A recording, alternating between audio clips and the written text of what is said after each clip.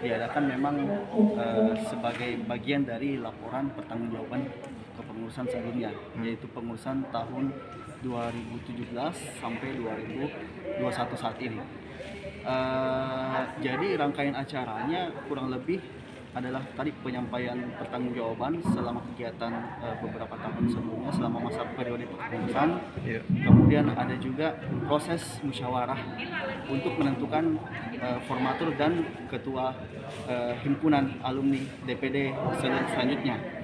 Dan rangkaian terakhir adalah setelah terpilihnya ketua, kami akan mengadakan pelantikan ketua dan struktur kepengurusan untuk menghadapi periode selanjutnya.